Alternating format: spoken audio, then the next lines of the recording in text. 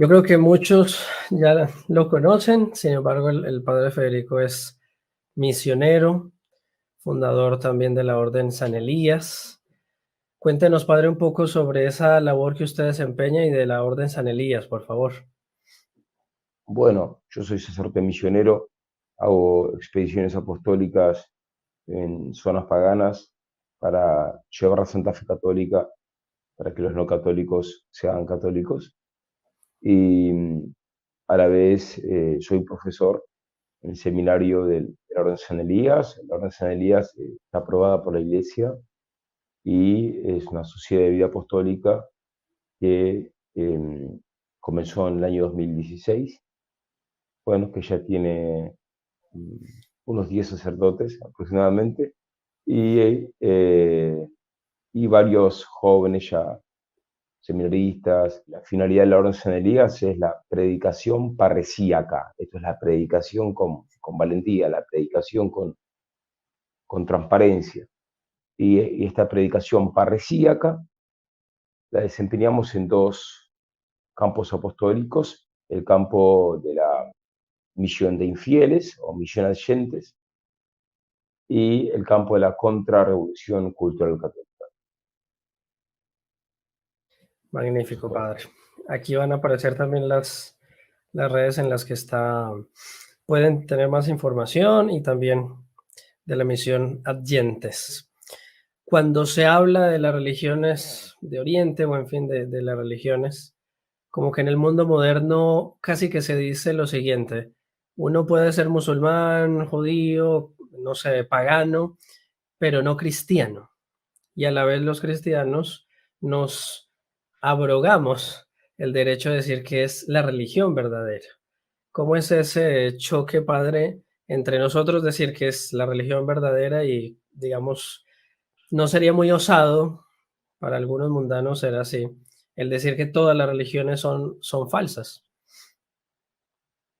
bueno, el punto es que para el mundo moderno es relativista. Para el mundo moderno cada uno tiene su verdad. Para el mundo moderno no hay una verdad objetiva. Entonces, para el mundo moderno cualquier religión es buena, y cada uno tiene, digamos, el derecho per se de abrazar la creencia que se le antoje, ni siquiera la creencia que juzgue real.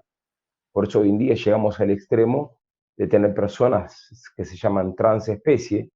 Por ejemplo, hay una persona que se cree perro y otro que, eh, sí, que vive como se cree un dragón.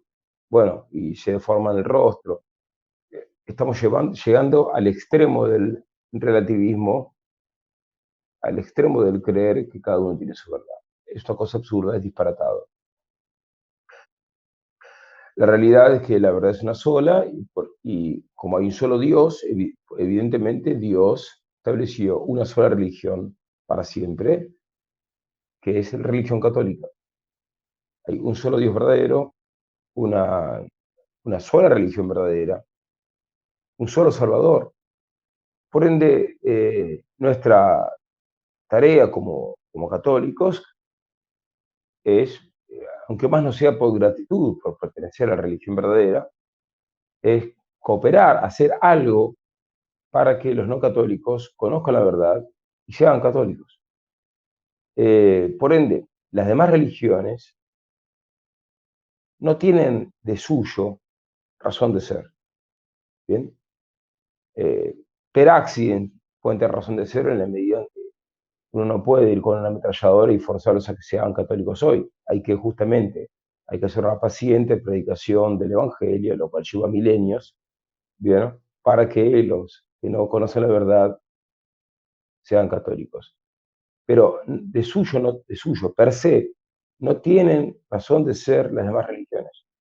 Solamente la Iglesia Católica tiene razón de ser en el mundo de las religiones. El padre Pío siempre decía: yo quiero que todos sean católicos, y ese es un Claro, sentimiento es así, es que es especialísimo. como decir, cuando Noé hizo el arca y se salvaron unos pocos en el arca. Bueno, fuera del arca no había salvación. Los santos padres comparaban la Iglesia Católica con el arca de Noé. Fuera del arca de la Iglesia no hay salvación. Por ende, ¿qué hay que hacer? Que todos los no católicos que vengan a la Iglesia Católica. ¿Quieren salvarse? Vengan a la Iglesia Católica. ¿No quieren salvarse? Quédense fuera de la Iglesia Católica. Nadie los va a forzar a que entren en la Iglesia Católica. Sí, esa es una verdad que no se predica tanto hoy, padre, esa necesidad de la iglesia, ¿no? Es, para el mundo moderno cualquier religión es buena y cada uno tiene, digamos, el derecho per se de de abrazar la creencia que se le antoje, ni siquiera la creencia que juzgue real. Por eso hoy en día llegamos al extremo de tener personas que se llaman transespecie. Por ejemplo, hay una persona que se cree perro y otro que, eh, sí, que vive como se cree un dragón. Bueno, y se deforman el rostro. Estamos llegando al extremo del relativismo, al extremo del creer que cada uno tiene su verdad. Es una cosa absurda, es disparatado. La realidad es que la verdad es una sola y como hay un solo Dios, evidentemente Dios estableció una sola religión para siempre, que es la religión católica. Hay un solo Dios verdadero, una, una sola religión verdadera, un solo Salvador. Por ende, nuestra tarea como católicos es, aunque más no sea por gratitud, por pertenecer a la religión verdadera, es cooperar, hacer algo para que los no católicos conozcan la verdad y sean católicos. Por ende, las demás religiones no tienen de suyo razón de ser. ¿Bien?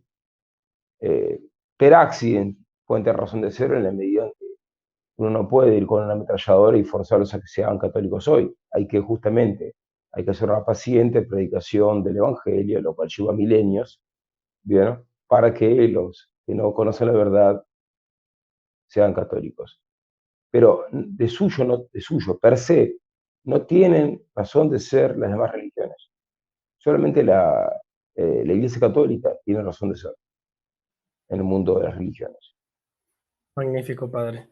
El padre Pío siempre decía, yo quiero que todos sean católicos, y ese es un Claro, sentimiento es así, es que es especialísimo. como decir, cuando Noé hizo el arca y se salvaron unos pocos en el arca. Bueno, fuera del arca no había salvación.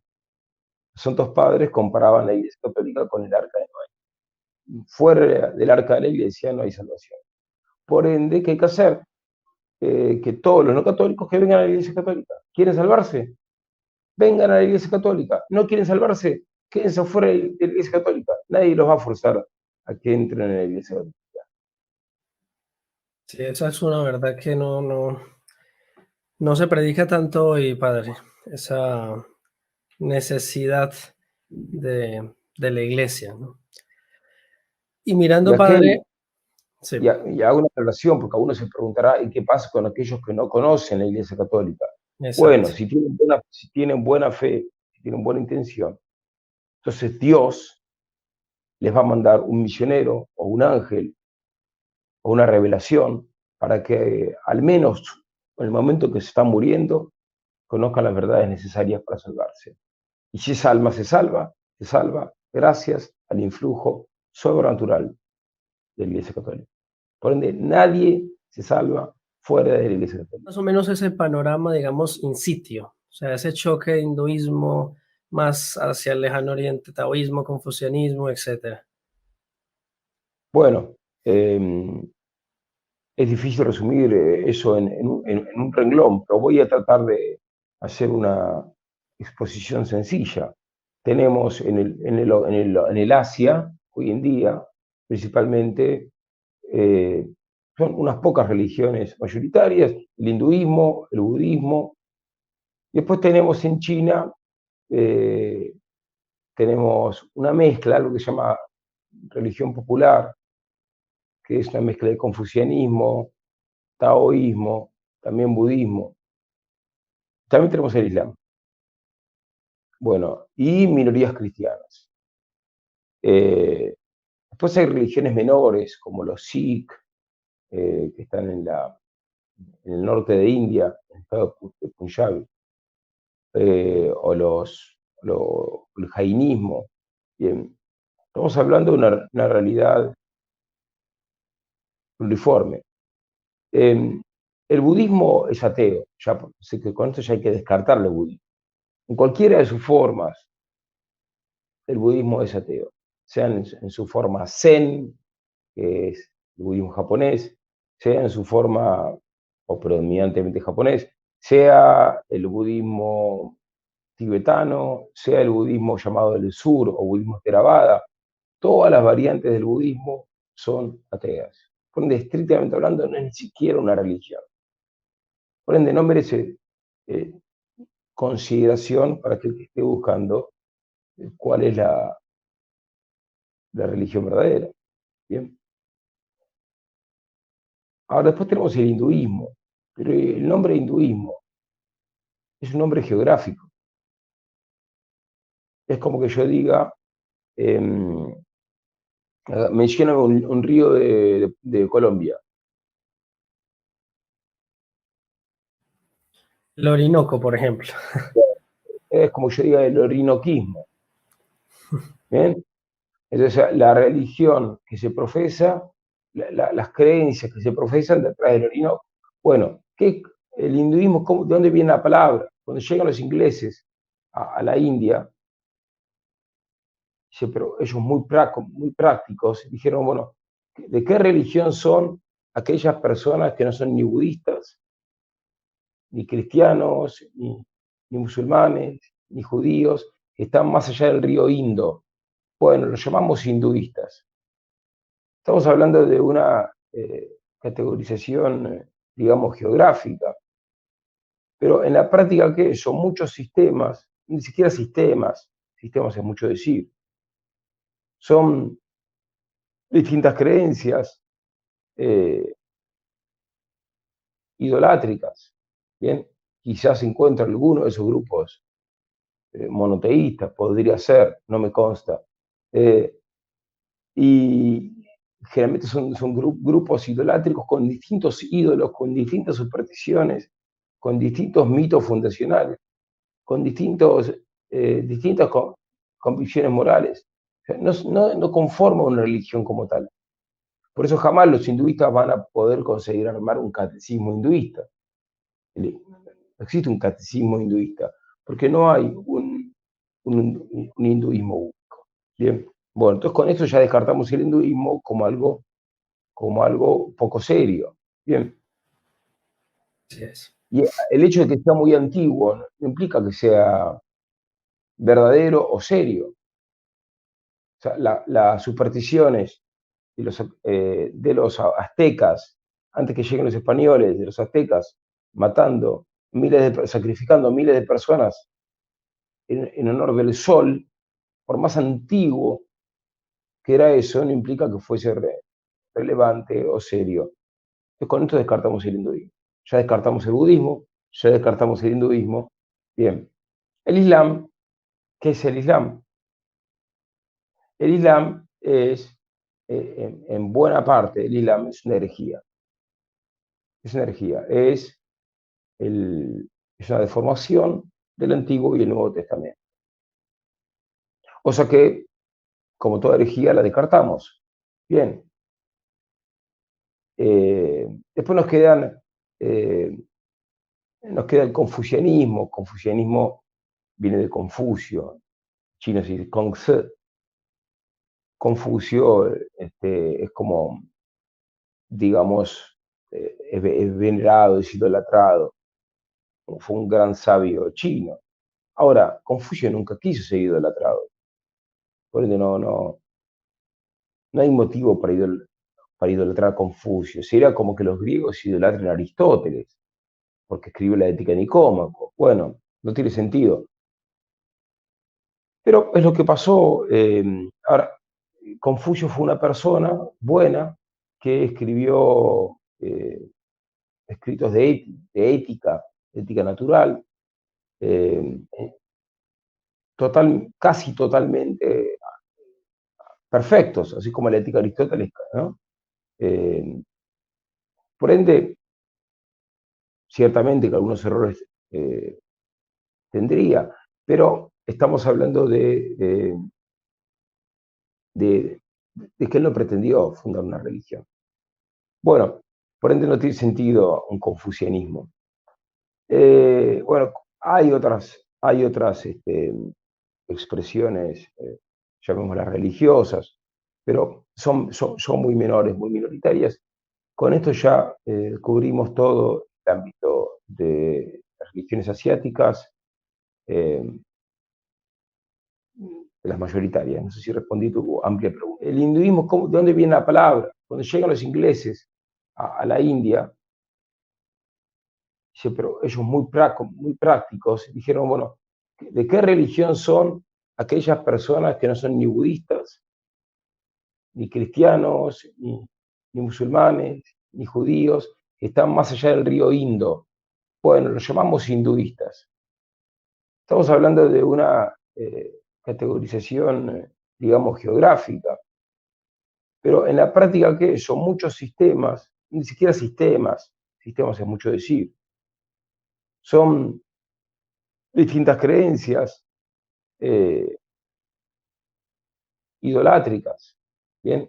Quizás se encuentra alguno de esos grupos monoteístas, podría ser, no me consta, eh, y generalmente son grupos idolátricos con distintos ídolos, con distintas supersticiones, con distintos mitos fundacionales, con distintas convicciones morales. O sea, no conforma una religión como tal. Por eso jamás los hinduistas van a poder conseguir armar un catecismo hinduista.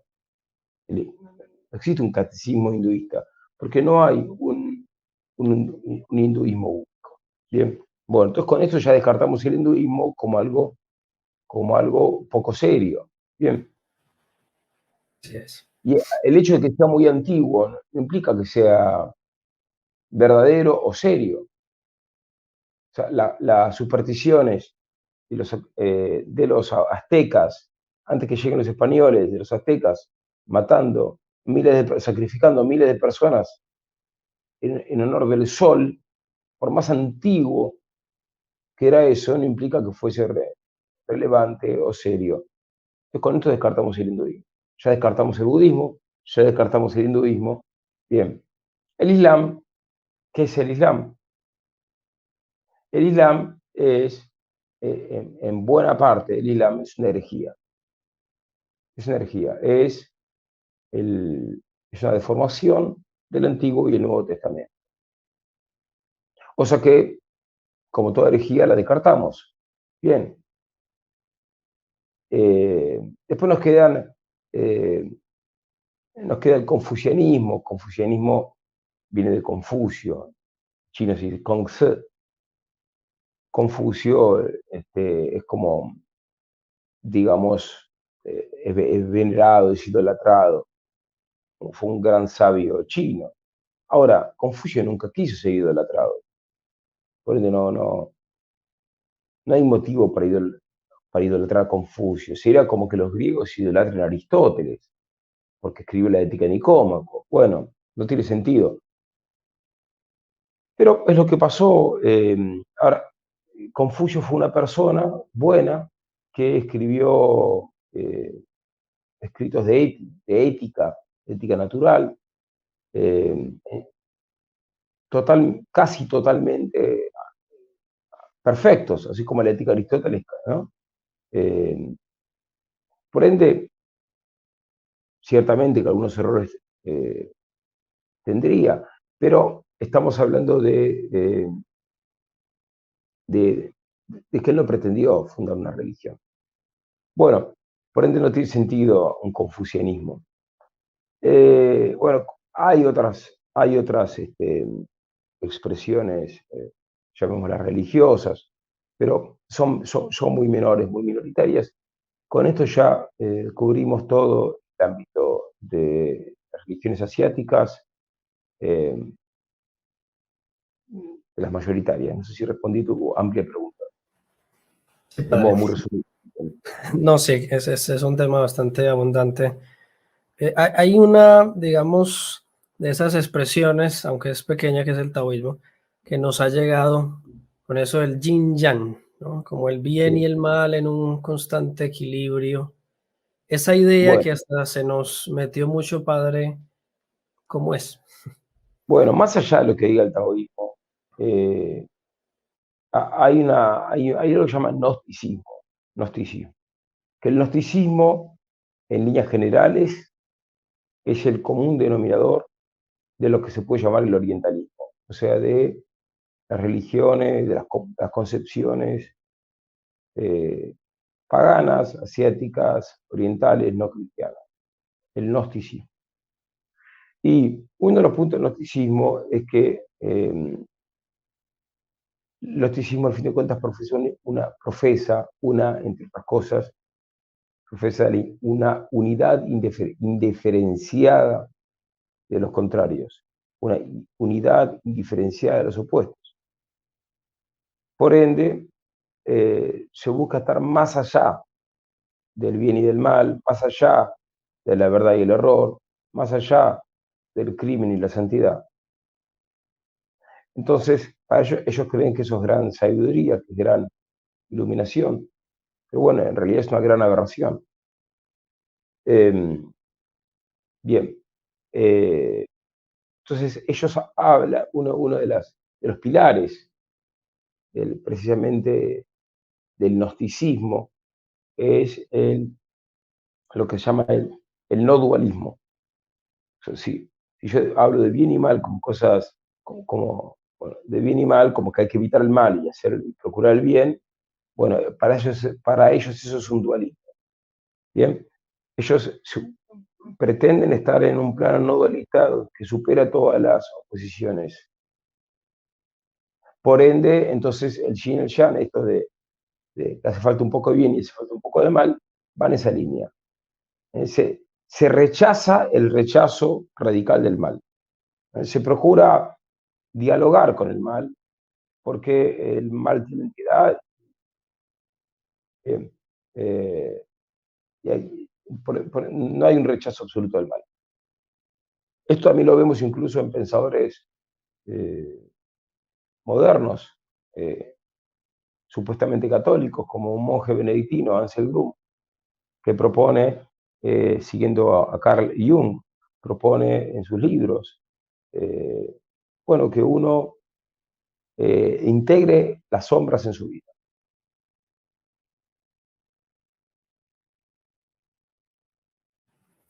El Orinoco, por ejemplo. Es como yo diga el orinoquismo. ¿Bien?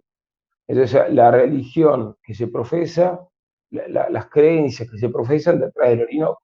Bueno, el hinduismo, ¿de dónde viene la palabra? Cuando llegan los ingleses a la India,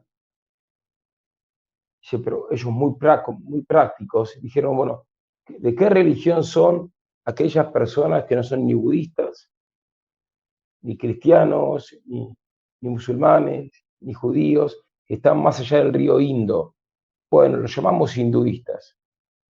Estamos hablando de una categorización, digamos, geográfica, pero en la práctica, ¿qué? Son muchos sistemas, ni siquiera sistemas es mucho decir, son distintas creencias eh, idolátricas, ¿bien? Quizás se encuentra alguno de esos grupos monoteístas, podría ser, no me consta, eh, y generalmente son grupos idolátricos con distintos ídolos, con distintas supersticiones, con distintos mitos fundacionales, con distintas convicciones morales. O sea, no conforma una religión como tal. Por eso jamás los hinduistas van a poder conseguir armar un catecismo hinduista. Por eso jamás los hinduistas van a poder conseguir armar un catecismo hinduista. No existe un catecismo hinduista, porque no hay un hinduismo único. Bien, bueno, entonces con esto ya descartamos el hinduismo como algo poco serio. Bien. Así es. Y el hecho de que sea muy antiguo no implica que sea verdadero o serio. O sea, las supersticiones de los aztecas, antes que lleguen los españoles, de los aztecas, matando sacrificando miles de personas en honor del sol, por más antiguo que era eso, no implica que fuese relevante o serio. Entonces, con esto descartamos el hinduismo. Ya descartamos el budismo, ya descartamos el hinduismo. Bien, el Islam, ¿qué es el Islam? El Islam es, en buena parte, el Islam es una herejía. Es una herejía, es una deformación del Antiguo y el Nuevo Testamento. O sea que, como toda herejía, la descartamos. Bien. Después eh, nos queda el confucianismo. Confucianismo viene de Confucio, chino se dice Kongzi.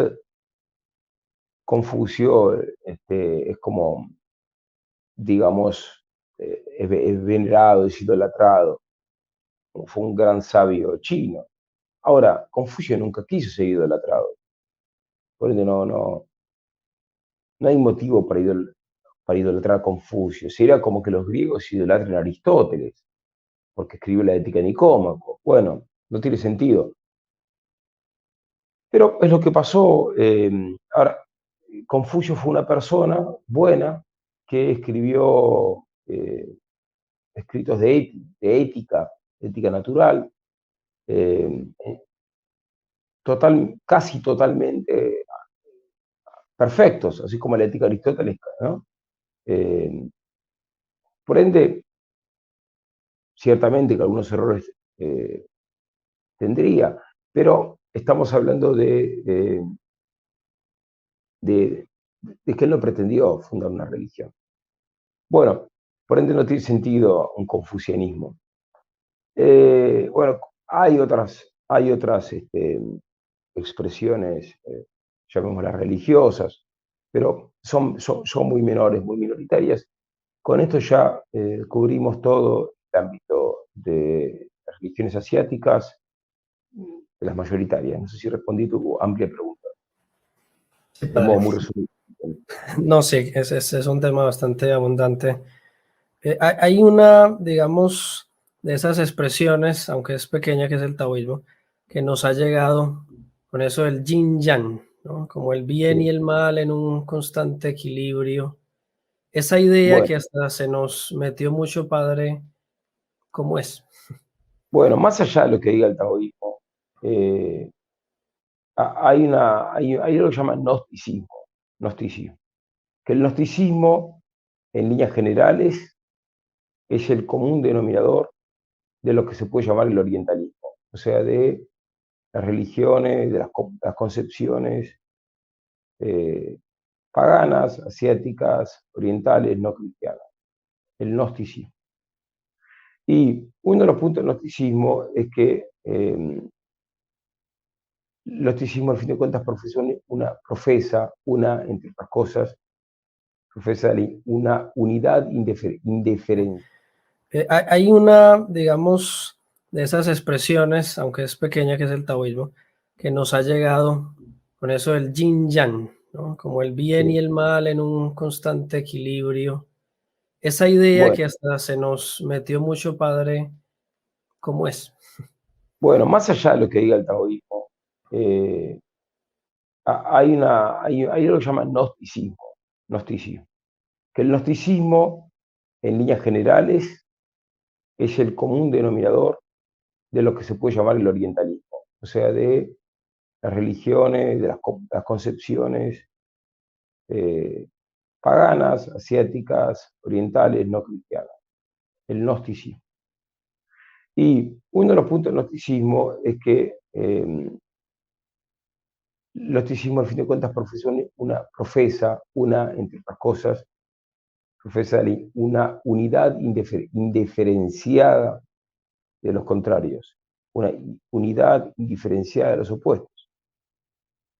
Por ende, se busca estar más allá del bien y del mal, más allá de la verdad y el error, más allá del crimen y la santidad. Entonces, para ellos creen que eso es gran sabiduría, que es gran iluminación, pero bueno, en realidad es una gran aberración. Bien, entonces ellos hablan, uno de los pilares precisamente del gnosticismo es lo que se llama el no dualismo. O sea, si yo hablo de bien y mal como cosas, bueno, de bien y mal, como que hay que evitar el mal y procurar el bien, bueno, para ellos eso es un dualismo. Bien, ellos pretenden estar en un plano no dualista que supera todas las oposiciones. Por ende, entonces el yin y el yang, esto de que hace falta un poco de bien y hace falta un poco de mal, van en esa línea. Se rechaza el rechazo radical del mal. Se procura dialogar con el mal, porque el mal tiene entidad. Eh, eh, y no hay un rechazo absoluto del mal. Esto también lo vemos incluso en pensadores modernos, eh, supuestamente católicos, como un monje benedictino, Ansel Grum, que propone, siguiendo a Carl Jung, propone en sus libros, bueno, que uno integre las sombras en su vida.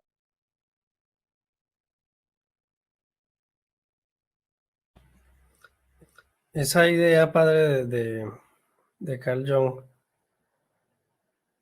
de, y que está en muchos libros, a veces incluso libros, a mí me ha tocado escuchar de algunos, tanto seminaristas como ex seminaristas, que dicen que los ponían a leer libros por esa línea, como el Lobo Estepario, cosas parecidas. Y era un poco en esa línea de Carl Jung. No sé si podríamos profundizar, ¿no? Porque era como quien dice, bueno, el hombre tiene ese lado malo y como que tiene que aceptarlo y hacerlo parte de sí, ¿no? Como que el bien y el mal cohabiten en la persona, una cosa Bueno, más o menos así. bueno, pero eso es una concepción gnóstica, ¿bien? Ante todo, según la cual hay que estar más allá del bien y del mal. Bien, hay un libro de Nietzsche titulado Más allá del bien y del mal. Bien, Nietzsche no se inventa esta concepción, es una concepción orientalista, es una concepción gnóstica. En caso del budismo tibetano, ellos procuran, el budismo tibetano profesa la ley tántrica de la inversión, según la cual para alcanzar una cosa procuro la opuesta. Entonces, para alcanzar la santidad procuro la criminalidad, para alcanzar la pureza procuro eh, una lujuria macabra.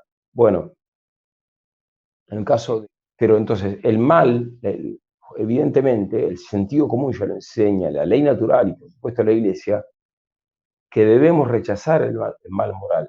No podemos negociar, no podemos dialogar con el diablo, no podemos eh, negociar pactar con el pecado venial, ni siquiera con el pecado venial. Bien, entonces, ni siquiera con la imperfección. Tenemos que buscar, nuestro Señor Jesucristo nos dijo, sed perfectos como vuestros padres celestiales perfectos. Tenemos que buscar la santidad. Por ende, no podemos hacer, no hay nada no hay bien en el mal, no podemos negociar con el mal. Tenemos que extirpar completamente el mal.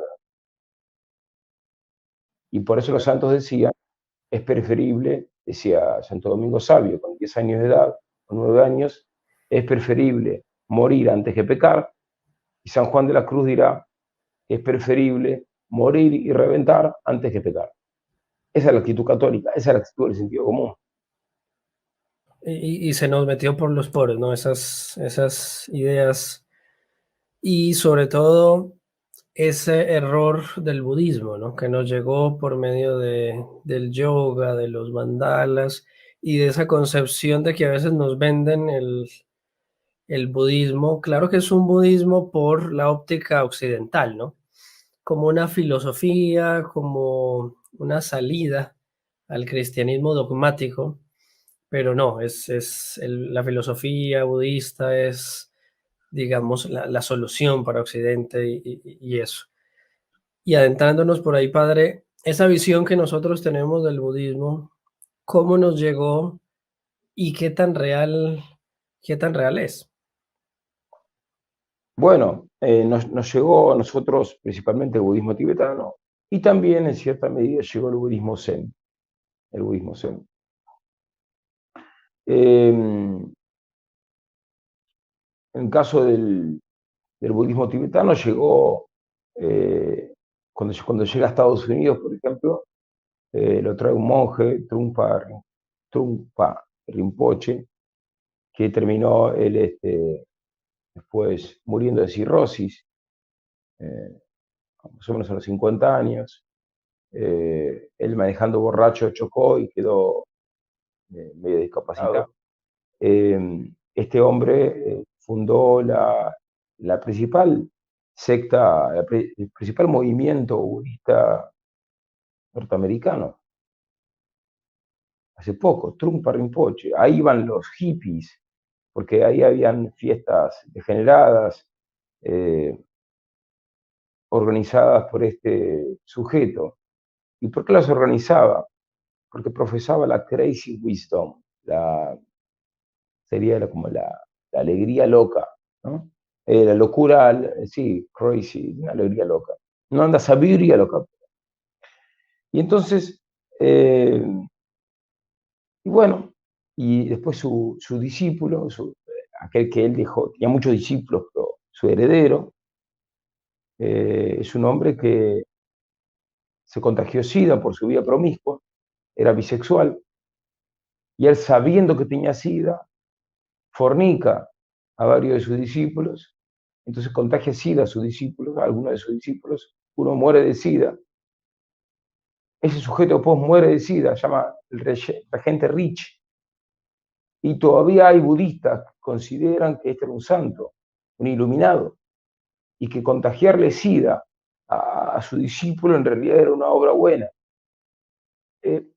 porque le permitía reencarnarse en otra vida. Bueno, estamos hablando no de una secta marginal, sino del principal movimiento budista establecido en Estados Unidos, fundado por Trungpa Rinpoche. Después en Europa, esto fue en Estados Unidos, en Europa el principal se llama Sogyal Rinpoche, un sujeto realmente patibulario, nefasto. Él también golpeaba a sus discípulos, se acostaba con sus discípulas y hacía una fortuna. Y buena parte de su enseñanza, entre comillas, enseñanza, era pagar había que pagar mucho dinero, unos $150 quizás, para estar sentado, viéndolo a él sentado. Él estaba sentado y uno pagaba para verlo a él sentado. Casi como si él fuera el Santísimo Sacramento, cuando se sienta o se arrodilla a ver el Exacto. Santísimo Sacramento. Bueno, nos sentamos para ver a él, este monje gordo sentado. Bueno, un delirio. Llegaba a ir un reporte, un testimonio, de él golpeando la cabeza de dos alumnos. Bueno, alguien me podría decir que también hubo abusos en la Iglesia Católica. Entonces algunos me dicen, bueno, padre, usted está criticando a los monjes budistas por sus delirios y miren los sacerdotes que hacen cosas malas. Y la diferencia es la siguiente, la diferencia fundamental, es que la Iglesia justamente condena toda actividad sexual fuera del matrimonio. Bien, por ende, todo abuso que haya de parte de un ministro católico es algo, la Iglesia enseña que es un pecado mortal. Bien, y si no se arrepiente se va al infierno. Bien, no, en cambio, en el budismo tibetano hay una diferencia sustancial. En el budismo tibetano el gurú tiene la autoridad para mandar lo que le parezca. Puede mandar que su discípulo vaya a matar gente. Puede mandar que el discípulo vaya a robar una novia que acaba de casarse. como se ve en la vida de Tilopa y Naropa. Entonces, en el budismo tibetano, al maestro se le debe una obediencia absoluta, mande lo que mande. Bien, es una especie de culto al gurú. ¿Me explico? Al punto de arrodillarse ante el gurú, al punto de postrarse ante el gurú.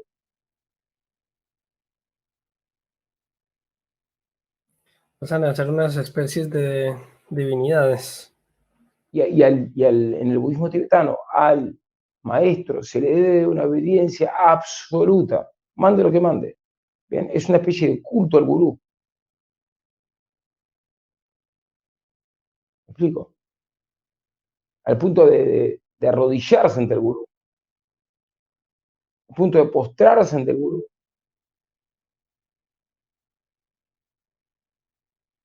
Pasan a ser unas especies de divinidades. Claro. Padre, y del budismo, porque es eso que nos ha llegado tanto aquí a Occidente. Nos llegó, entre otras, el yoga con todos sus más o menos Reiki, etcétera, etcétera. Y los mandalas. El yoga, digamos, y se habla mucho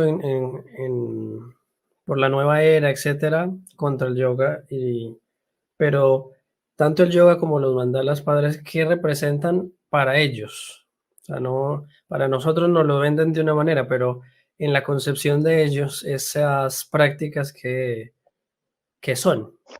Bueno, yoga significa unión, pero el tema y eso ya es muy, muy evocativo, porque la unión con qué, unión con qué.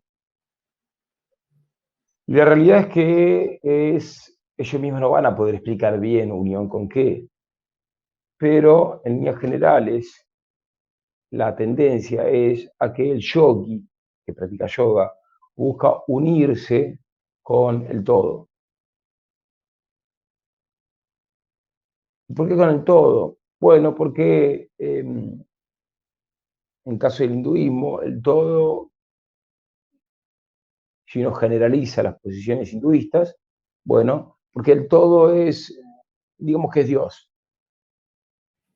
Entonces uno al unirse con Dios, uno se une con Dios por medio del yoga. Ahora, esto supone que la persona, el individuo que hace yoga, en realidad existe. En realidad es una manifestación de ese todo. Bien, no podemos ser acá muy precisos, porque ellos no quieren ser precisos. ¿Se entiende o no? Exacto, sí. Y además que hay distintas corrientes, unos dirán que ese todo es un Dios, otros dirán que no es Dios. Bueno, entonces, unos dirán que el yo es una manifestación, otros dirán que, bueno, no, que más bien es un epifenómeno. Bueno, estamos hablando hay un sinfín de corrientes, de variantes. Simplificando, la tendencia es que es la persona que hace yoga, en realidad tiene que como que diluirse en el todo. O sea, la persona desaparece. Bien. Por eso para el hinduista, para el budista, toda la realidad en realidad es una ilusión. Entonces tiene que trascender la ilusión para poder conocer la realidad verdadera, la realidad última. ¿Y cuál es esa realidad última? Bueno, no lo van a poder explicar, no lo van a decir tampoco. Algunos sí lo van a decir con tal o cual teoría que se inventan, pero al fin de cuentas se trata de negar la realidad circundante. ¿Bien? Entonces, si está el padre con su hijo, bueno, en realidad su hijo en realidad no es su hijo, eso es una ilusión. Está el hombre con el esposo, con su esposa, y su esposa no es su esposa, es una ilusión eso. Uno dirá, bueno, entonces pueden destruir la familia. Bueno, hay una gran tendencia en el hinduismo, en el budismo, a que el hombre deje su familia para que se haga un ermitaño, un monje, empezando por la vida del mismo Buda, que fue así, según el relato oficial, que dejó Eso su es, esposa, su hijo. exacto, sí, que algunos lo comparan con San Francisco de Asís, pero pues la comparación es claudicante. Y entrando a esa figura padre de Buda, ¿quién fue este hombre si es que fue?